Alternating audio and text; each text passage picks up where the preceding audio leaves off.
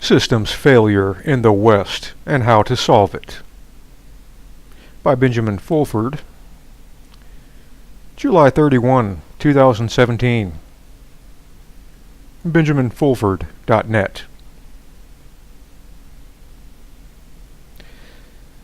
By now, it is obvious to anyone who is actually using their brain that something is profoundly wrong with the leadership and government systems in the West.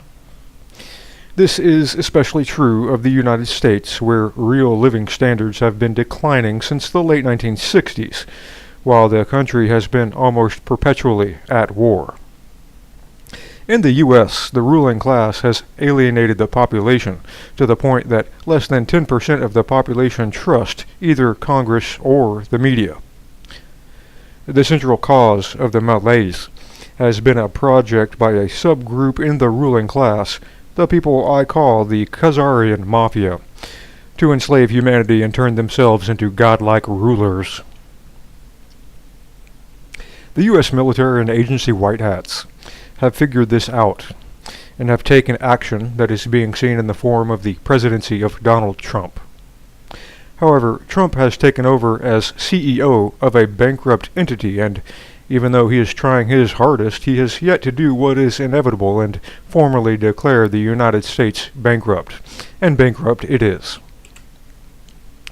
The U.S. has run a trade deficit with the rest of the world since 1976, resulting in a cumulative trade deficit of over $10 trillion. In addition to that, the U.S. government has $19 trillion in debt and has $128 trillion, or 7 times the U.S.'s $18 trillion GDP, in unfunded liabilities.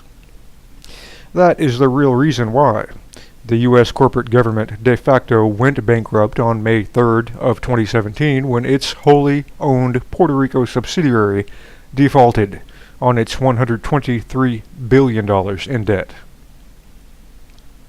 What this means is that no matter how hard Donald Trump tries, he cannot solve the U.S.'s problems without first formally declaring bankruptcy. However, bankrupting the U.S. is not the same as bankrupting any other country. For one thing, declaring bankruptcy would make it impossible for the U.S. to keep running its 800 or so U.S. military bases around the world. When this writer first got the Asians to agree 10 years ago to the idea of bankrupting the U.S. military dispatched an agent to explain the U.S. would cut off Asia's supplies of Middle Eastern oil if U.S. finances were cut off. This led to a Mexican standoff that continued for many years. By becoming embroiled in this high-level standoff between the world's most powerful countries, this writer was able to see firsthand who runs planet Earth. The information below is based on 10 years of meeting with sources in the CIA, the NSA, the P2 Freemason Lodge, MI6, Asian secret societies, etc. Until recently, David Rockefeller was the secret leader of planet Earth. He was chairman of the Bilderberg Group, the Council of Foreign Relations, and the Trilateral Commission. Therefore, through various foundations, he also controlled the Fortune 500 corporations. In addition to this, because he was married to an Italian princess, Rockefeller also had enormous influence over the Vatican P2 Freemason Lodge that controls the Catholic Church and the Mafia. Rockefeller had the power to turn his nephew, Bill Clinton, into president, and tried very hard but failed to have his daughter, Hillary Clinton, turned into president. If Rockefeller was number 1 in the old power structure, George Bush Sr. was number 2. Bush ran most of the CIA, the $2 trillion a year world narcotics trade, and much of the arms industry. When his son Bush Jr. was elected president in 2000, Sr. was able to eclipse Rockefeller by staging 9/11 and imposing a Nazi regime on the U.S. Rockefeller was able to retain control in 2008, though, by putting his house slave Barack Obama into office after the Bush Jr. presidency turned into a disaster. Now, though, Rockefeller's death has created a huge vacuum at the top of world power. George Bush Sr. has lost support because of widespread disgust at his Nazi group's genocidal plans. He is also very old and flashes in and out of lucidity, according to sources close to him, so Bush Sr. is no longer number 2 or even number 3 because his Nazi followers no longer consider him to be their Führer. The Nazis have now made it clear they no longer seek world hegemony. So the death of Rockefeller and the fall from grace by Bush Sr. means the top level of Western power is now up for grabs. The group that has moved in to fill the vacuum in the U.S. has been the Gnostic Illuminati, the group that opposes bloodline rule and claims credit for the French, U.S., and Russian revolutions. They have led a purge of his high-level bloodline servants in the U.S. that is nearing completion.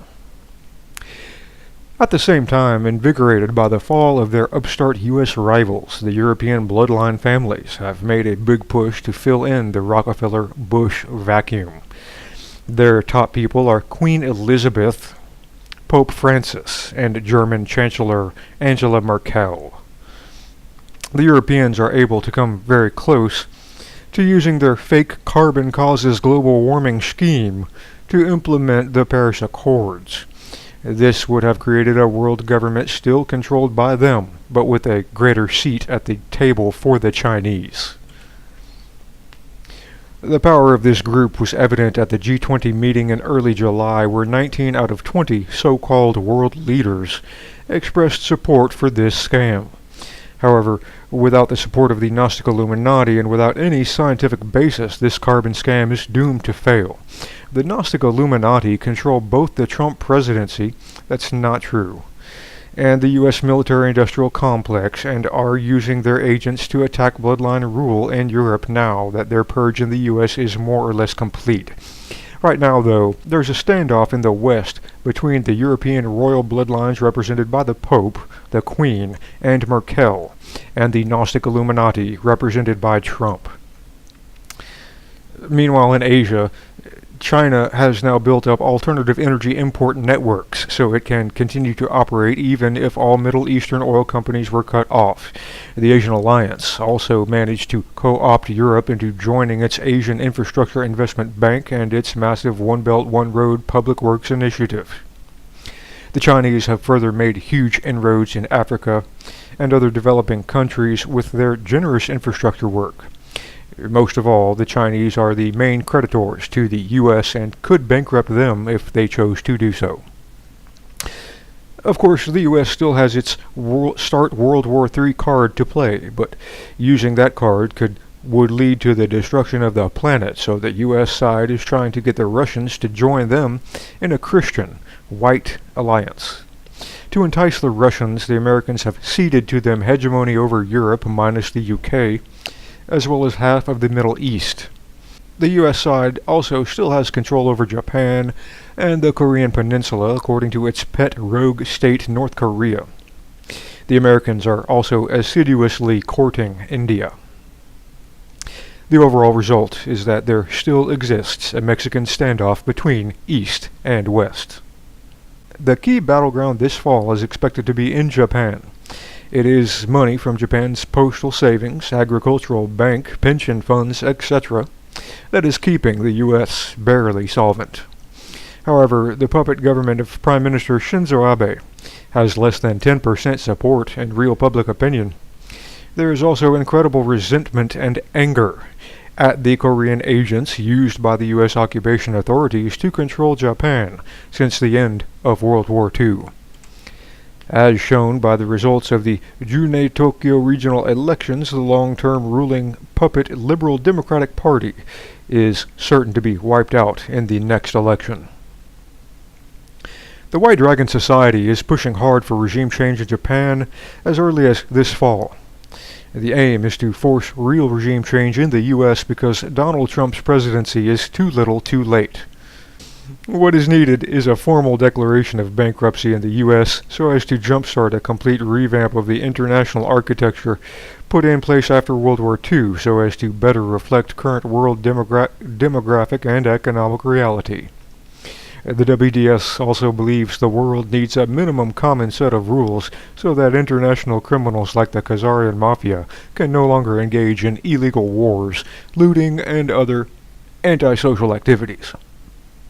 The WDS further believes benign symbolic bloodline rule in the West and Asia can coexist with meritocracy.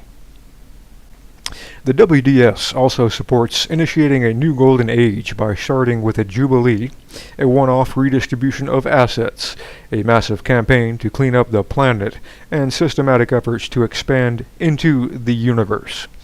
A new calendar to replace the Western-centric one now in place would also help start a new age.